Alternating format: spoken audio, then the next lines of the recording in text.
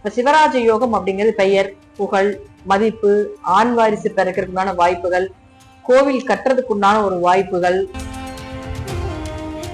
இதெல்லாம் இருந்ததுன்னா இது பெண் சாபத்தினுடைய உச்ச நிலை அப்படிங்கிற நம்ம எடுத்துக்கணும். உங்க ஜாதகத்தில் இந்த அமைப்பு இருக்குதுன்னா கொஞ்சம் கவனமா இருங்க. ஏன்னா உங்களுக்கு 11ஆம் அதிபதியாக இருக்கிறதால கொஞ்சம் பண தடைகளை கொடுத்து மறுபடியும் உங்களுக்கு பண வரவு கொடுக்குமே தவிர மேக்சிமம் மன ரீதியாக கொஞ்சம் அலைப்பாயதுக்கு விட்டுரும். இதுல இன்னும் நம்ம உள்ள போய் சொல்ல போனோம்னு பாத்தீங்கன்னா சுக்கரன் 2ஆம் இடத்துல இருந்தா பேச்சுல கனிவா பேசக்கூடிய ஒரு தன்மைகளும் வரும். சோ பேசியே ஏமாத்துறாங்கன்னு சொல்றாங்க இல்லைங்களா, அது எல்லாமே இந்த மாசம் நடக்கும். கொஞ்சம் கவனமா இருந்துக்கும். இந்த சுக்கிரன் கேது சேர்க்கை 12ஆம் இடத்தில் இருக்கக்கூடிய இந்த புதன் உங்க ஜாதத்துல வக்கரமாக இருந்தால் கொஞ்சம் மனம் நிம்மதியா இருக்கும், தூக்கம் வரும். உங்க ஜாதத்துல புதன் வக்கரமாக இல்லைன்னா அப்ப திருமணம் சார்ந்த விஷயங்கள் நல்லா இருக்கிறது, கடன் எல்லாம் கொஞ்சம் அடைக்கிறதுக்கான வாய்ப்புகள் கிடைக்கும். அப்பா சொத்து, பூர்வீக சொத்துக்கள் எல்லாமே கிடைக்கிறதுக்கான வாய்ப்புகள் கிடைக்கும். பங்காளி உறவுகளின் சண்டை சச்சரவுகள் எல்லாமே விலகும். பெரிய ஸ்தலம் வருது, அதுக்கு வாய்ப்புகள் வருது அப்படின்னா உடனே போயிட்டு வந்துட்டீங்கன்னா உங்களுக்கு இருக்கக்கூடிய கெட்ட பெயர், அவமானங்கள், நல்ல காலம் பிறந்துருச்சுன்னு அர்த்தம். உங்களுடைய குடும்பத்தை பாதிக்கும். உங்களுக்கே அந்த சேர்க்கை, குடும்பத்துல யாருக்கும் அந்த சேர்க்கை இல்லைன்னா உங்களுக்கு அந்த மனவழியை அவங்க கொடுத்தே ஆகணும் அப்படிங்கிறது விதி. அதனால கொஞ்சம் கவனமாக. முக்கியமா வழிபட வேண்டியது பாத்துட்டீங்கன்னா 2 தெய்வங்கள், பழமையான சிவன்,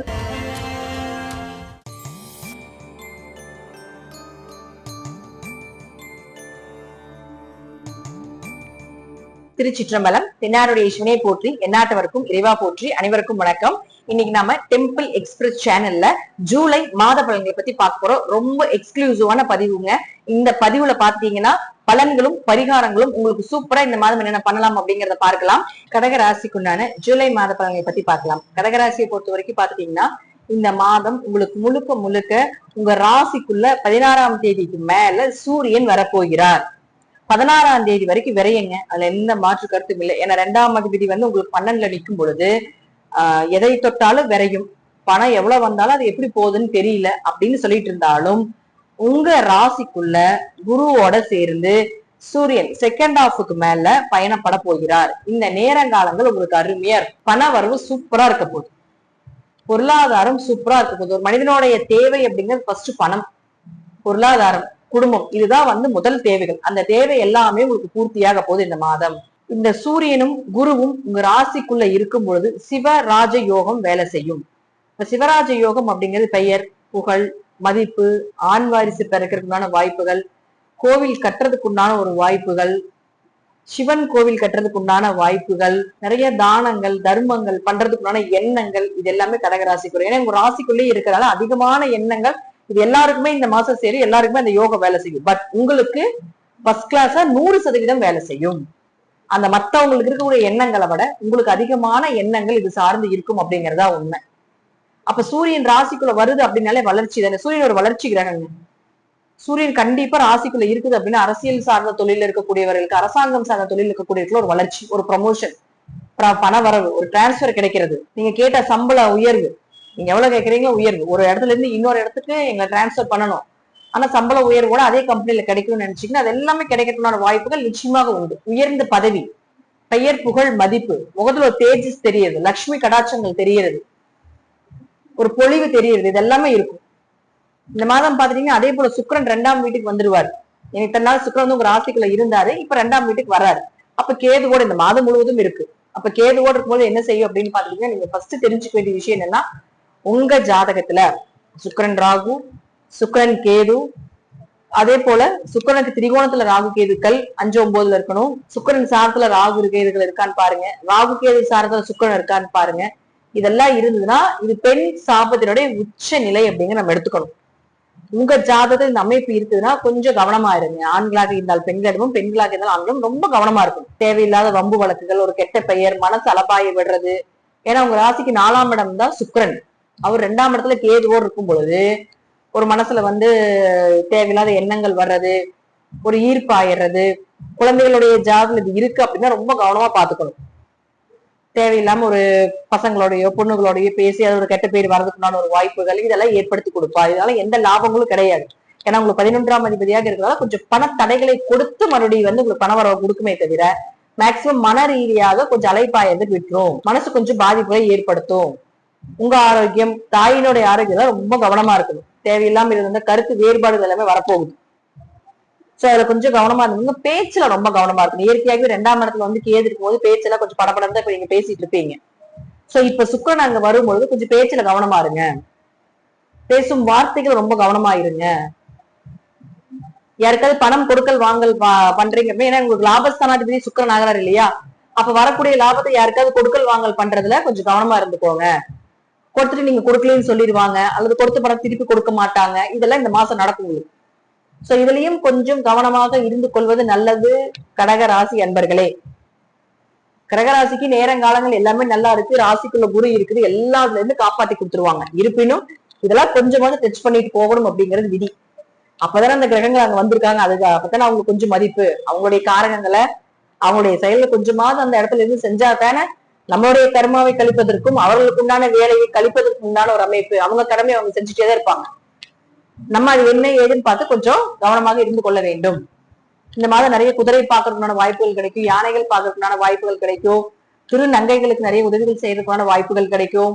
இதுல இன்னும் நம்ம உள்ள போய் சொல்ல போனோம்னு பாத்தீங்கன்னா, சுக்கரன் 2ஆம் இடத்துல இருந்த பேச்சுல கனிவா பேசக்கூடிய ஒரு தன்மைகளும் வரும். சோ பேசியே ஏமாத்துறாங்கன்னு சொல்றாங்க இல்லைங்களா, அதெல்லாமே இந்த மாசம் நடக்கும். கொஞ்சம் கவனமா இருந்துக்கணும். 3 மற்றும் 12ஆம் அதிபதியாக இருக்கக்கூடிய புதன் 12ஆம் வீட்டுல, அதாவது புதன் தன்னுடைய சொந்த வீட்டிலேயே வக்ரகதி அடைகிறார். ஆட்சி பலம் பெற்று வக்ரகதி அடைகிறார்.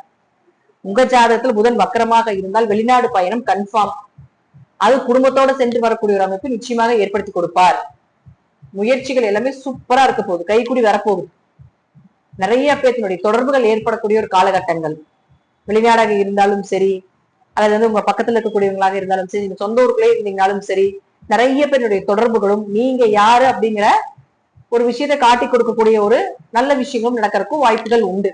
தசாபுத்திகள் சரியில்லை அப்படின்னா அது கெட்ட விஷயமா சம்பவமா நடந்துடும். தசாபுத்திகள் நல்லா இருக்குது அப்படின்னா நல்ல பெயர் வர்றதுக்குண்டான வாய்ப்புகளையும் ஏற்படுத்தி கொடுப்பார். நிம்மதியா தூங்குறதுக்கான வாய்ப்புகளும் உண்டுங்க. மனசு நிம்மதியா இருக்க போறீங்க. நிம்மதியான தூக்கம். மனக்குழப்பங்களை கொடுத்தாலும் ஒரு வகையாக இந்த சுக்கிரன் கேது சேர்க்கை, 12ஆம் இடத்தில் இருக்கக்கூடிய இந்த புதன் உங்க ஜாதகத்துல வக்கரமாக இருந்தால் கொஞ்சம் மனம் நிம்மதியா இருக்கும், தூக்கம் வரும்.